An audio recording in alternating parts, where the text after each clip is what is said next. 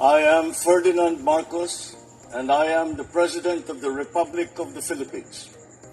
I stand today on behalf of 110 million Filipinos. Everyone, hello universe, it's me again. Shoutout sa inyo guys. Sa mga Marcos Lily supporters, Filipino and OFW, hello. Shoutout po. Today is May 18, 2026. So, sino ba ang person of interest sa pagpapatakas kay De La Rosa? OMGos. Ano bang sinabi ng NBI? Ayan, courtesy po ng ng TV Patrol. Ayan, basahin po natin para kumpleto, detalyado mga kababayan. Ito, maganda ito. Sabi dito, SP Cayetano, Senator Padilla sa Sergeant at Arms, aplas kay tinuturing person of interest sa pagkawala ni De La Rosa. Wow! Yan naman kasi kung alin pa yung kriminal, yun pa ang tinutulungan nyo, dapat isinuko nyo na sana yan, di ba? Ito ang mahirap sa bansa natin pag ang mga dutae umupo sa palasyo. Kawawa ang batas. Bakit? Sila ang batas wala tulad nyo yan. Tulad yan, anong ginawa ng itong mga ito? Di ba? Himbis na isuko sa ICC, wala kinover up pa nila, pinatakas. Pero di ba guys, sabi po ng Republic Act nung 9851 na aayon doon sa batas natin na yung mga nagkakasala na mga individuals, yung mga tao sangkot sa mga anomalya sa pagpatay or anuman, pag nag-issue yung warrant of arrest or sa international, sabi po sa RA 9851 na dapat isuko ang isang kriminal sa international. Di ba yan guys? Kung hindi kayo maniwala, Republic Act 9851, basahin nyo po yun. Ayan ang nakasaad sa batas ng Pilipinas. So bakit po hindi po nagawa ito ni ginawa ito ni si SP Cayetano ni Padilla? Dapat bakit kailangan pang itago diyan sa sa Senado, tapos ngayon pinatakas. Naku po, patay tayo diyan guys. Obstruction of justice ang dapat ikaso sa mga sangkot na mga salot. Naku po, sabi dito guys, basahin ko natin para kumpleto, detalyado. Mau Aplaska ang unang nagpaputok ng baril. Nauna nang inamin ni Aplaska na siyang naunang nag-warning shot, pero palaisipan sa NBI kung bakit umabot sa higit 20 ang pinaputok na bala mula sa usaa. Doon po siguro nagkakaroon ng problema kasi pag tinignan po natin what is the ultimate cause is because of that warning shot. Admittedly, nung aking pong ahente na isa, nag-warning shot din po siya, para sila nag-warning shot, which leads to doon sa mga kasama po ni General Aplaska, nag-indiscriminate firing na po. Kaya napakaraming bullet holes doon po sa area kung saan nagbarilan. Nitong Biyernes, nagpatuloy ang investigasyon ng NBI sa loob ng GSIS compound. Isa sa mga binalikan na lugar ng NBI sa may GSIS complex ang bahagi kung saan nangyari ang putukan. Makikita doon ang pinto na lagusan papunta sa Senado. Ito yung pinto na papunta o lagusan papunta doon sa Senado. Samantala, dito naman sa bahagi na ito, nagbabantay yung isa sa mga tauhan ng NBI para doon sa hiniling na seguridad ng GSIS. Bakas din ang mga tama ng bala sa poste malapit sa pinwestuhan ng nasabing ahente sa GSIS compound. Tinapala naman ng plywood ng usaa ang bintana ng Senado na may mga tama rin ng bala. Nag-request nga po kami ng CCTV. Ang may hawak po niyan will be the Senate and the GSIS. What I'm sure is yung pinaputukan po nila na NBI agent and the blue guard ng GSIS, they are in the premises of GSIS contrary to the claim na papunta ron sa pinto. Ilang oras matapos ang gulo at noong umalis na ang NBI sa lugar, napaulat na lumabas ng Senado si Senator Bato de la Rosa na nasa ilalim noon ng protective custody ng Senado. Dahil dito, itinuturing ni NBI Director Melvin Matibag na mga persons of interest sina Aplaska, Senate President Alan Peter Cayetano at Senator Robin Padilla kaugnay sa pagkawala ni De La Rosa na wanted ng ICC. I have to just to make it clear, a person of interest in the sense that they should be the one first to answer kung pag tinanong po natin kung asan si Senator Bato de la Rosa to give lead to us.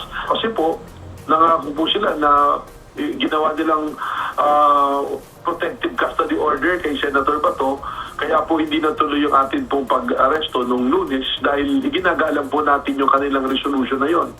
So yun mga kababayan, courtesy po ng TV Patrol. O, person of interest. Nako, ang nasa likuran. Sino pa nga ba? O, di ba? Sabi, kasama si Ruben nga. Talaga, no? Kaya mga kababayan, dito sa nangyayari, ito si Ruben Padilla. Maari kaya babawiin ang kanyang pardon? Kasi dati nakulong siya, di ba? Ang sabi sa isang post, basahin po natin para kumpleto detalyado. Guys, but before that, basahin ko muna yung mga nagko-comment. Ano ba sabi ng presidente? Di ba walang huhulihin? Ano ba ang obstruction? O lul.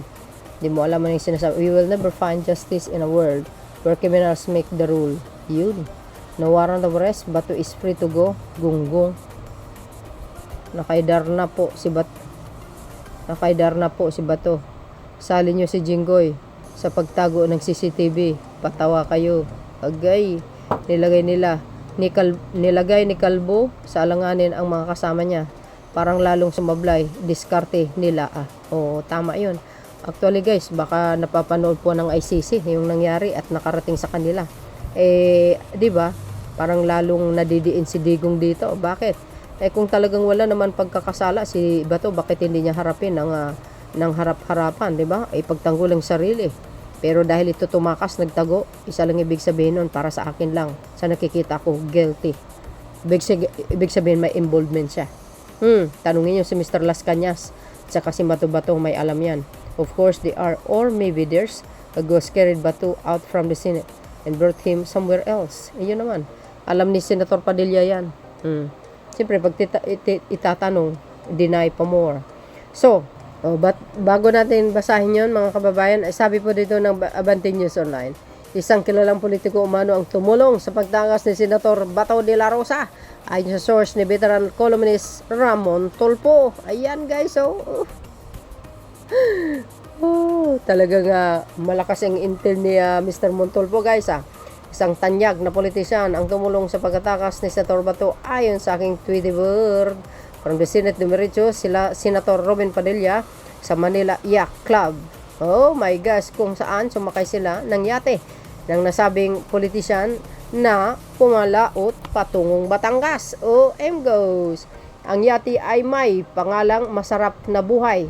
Sa salitang English, ni Tweety Bird. My gosh, pagdating ng Batangas, ay nag-chopper si Batman patungong Mindanao pero di niya kasama si Ruben, sabi ng tweet.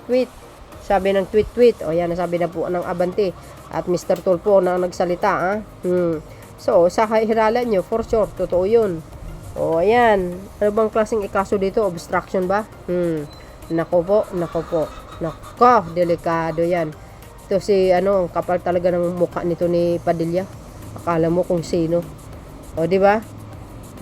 Sa ngayon, naka-lockout na si guys, sa immigration na hindi na makalabas ng bansa yan. Kailangan bantayan mabuti. So for sure, dito sa Pilipinas pa si Bato, nagtatago lang diyan sa kabundukan for sure guys.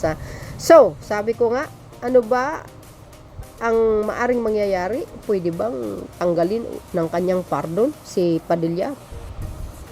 Basahin ko po sa inyo. Ito guys, ng post ng news, trivia and entertainment. Presidential pardon for Padilla, maaari bang tanggalin? Basahin ko na lang mga kababayan. Ito po ang source natin, ayan News, Trivia, Entertainment.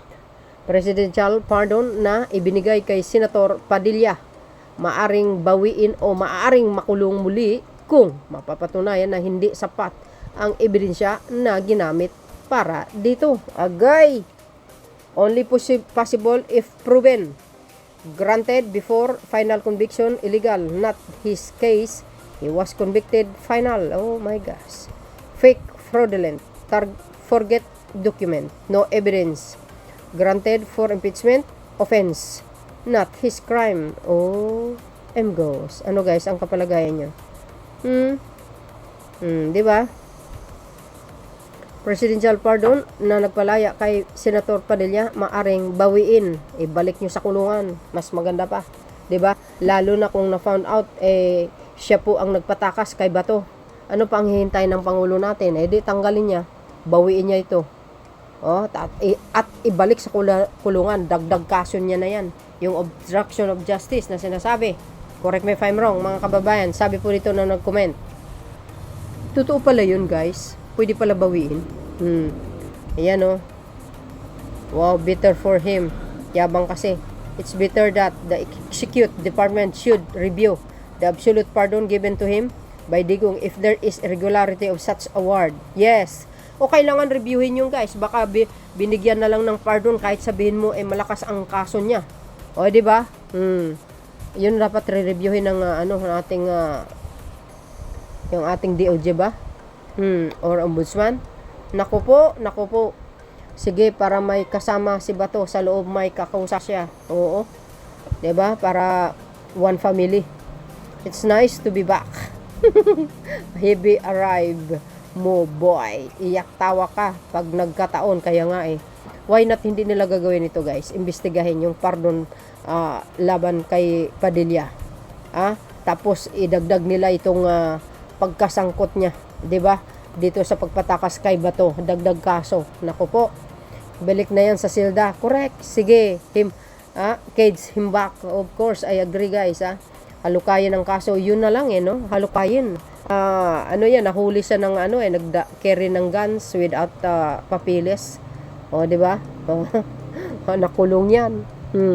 Kaya kung ako ang DOJ or ombudsman, mga kababayan, dapat halukatin. Baka binigay lang ng pardon niya na hindi dumaan sa proseso. Kahit sabihin mo malakas ang ebidensya laban sa kanya. Tapos binigyan ng pardon, napaka-red flag naman. 'Di ba? Nako po. Yari si Ruben mukhang magiging hari ng selda forever. Yes, revoke Ruben's presidential pardon immediately. Kahuluya sa iya. Karma does exist. Recall the pardon. Yes, exactly. I hope so. I hope. Yes, bawiin nyo na, bawiin na, lumalaki. Ulo, masyadong may hangin sa utak. Ang yabang, guys, di ba? O ito ang napapala ng mga bumubuto sa kanya na walang alam sa batas. Totoo yun. Walang alam sa batas ito. Ano kaya ambag nito? Wala naman. Nagsisweldo lang ito na walang ambag sa bayan. Walang yata akong batas na nakita na naipasa niya. So yun, mga kababayan, kayo na pong balang musga. Nararapat ba ibalik sa kanyang kulungan, sa kanyang selda? For me, agree ako. Thank you guys for watching. See you again on my next upload. Bye bye and baboos. God bless Philippines. Bye everyone. There's more. Follow me and likes. Bye guys.